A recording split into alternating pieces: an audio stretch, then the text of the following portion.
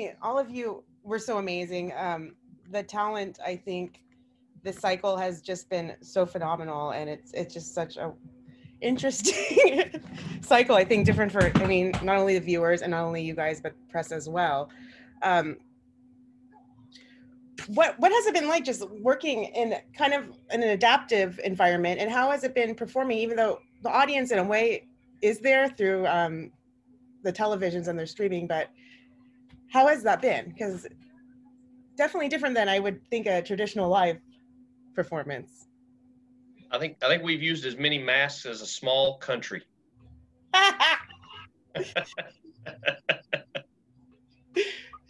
Okay. I would have to agree. Yeah. That's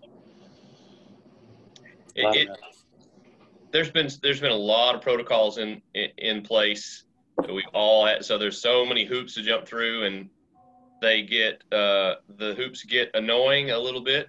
But so does going the right direction in the aisle at the grocery store. So it's just it's just what you got to do. Yeah, whenever we're off camera, we always have our masks on and socially distancing. And like when we're on camera, and like for example in the battles and the knockouts, when we're like rehearsing with our coaches and the mentors and our performances in front of the coaches, that was like the only time on set where we had our masks off basically. But the voice crew for sure is doing an incredible job making sure that we're all safe and we're able to do what we came here to do. And yeah, it's, even though the season has obviously been different, it's still been really awesome.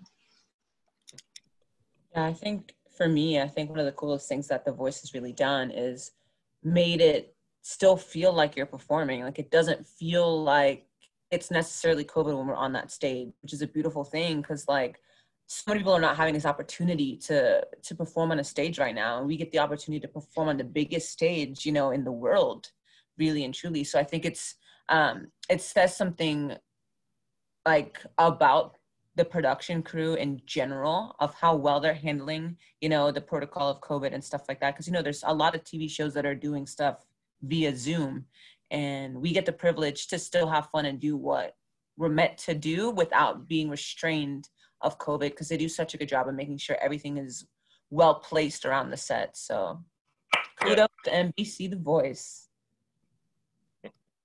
Yeah, I just wanted to add to that. I mean, they've been doing a really incredible job, and they don't slip really. They're always on our case. If they see us breaking protocol, they're quick to step in and say, "Hey guys, we need to separate you a little more."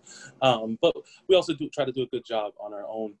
But I will say, in terms of the current season, how we're performing in front of the virtual audience, for someone like me personally, I thrive off of having a live audience there. So this was an extremely new and unique situation for me that kind of in the beginning was kind of nerve-wracking, really, because like I said, I thrive off of them. So seeing having connections with different audience members is important to me. So trying to get that connection through a screen is difficult because first of all, they don't know who you're looking at. You're kind of just, they see you looking off into the distance. So you just see a bunch of different people waving and stuff. So this last performance, I tried to connect with a few more people, look a few more people in the eye and wave at them and stuff, and just kind of be like, no, this is my audience and I need to perform for them. So, but that was a big deal for me. I was curious, the rendition of It's Gotta Be Me is such an interesting take on that song. What really inspired it, and what can you say about the reaction you've gotten so far? Ooh, that's a really good question. I actually was inspired by the song when I heard a not so well known, like underrated R&B pop artist, Kevin Garrett. He did a really cool rendition of the song where it was just like this broken down R&B track, and I listened to it. I was like, oh my gosh. I remember even before my blinds, I was like, I have to put this on my list somewhere, somehow. It's gonna happen.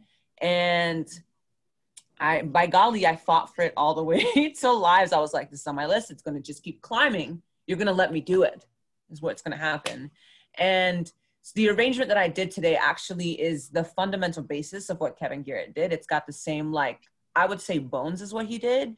But what I brought to the song was a little bit of like, obviously Payge Turner, and I brought a little bit of funk to it, and incorporating the guitar was a bold move, but at the same time was what I needed to do. And I think the way that I approached the song was kind of just, okay, let me figure out what works best for Gwen. Because at the same time, she taught me essentially that, you know, you need to make sure that you're keeping home to what the original melody is. So that was a really nice thing that I finally got to incorporate, you know, a little bit of me, but also home for the audience. So yeah.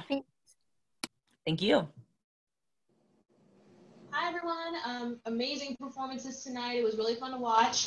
This question is for Ben specifically since I'm covering Southwest Florida, but anybody can jump in if we have time. Obviously, this was one of the first times performing for people at home and not just for judges for their, you know, decisions. So what, if anything, felt different tonight or in this performance for you?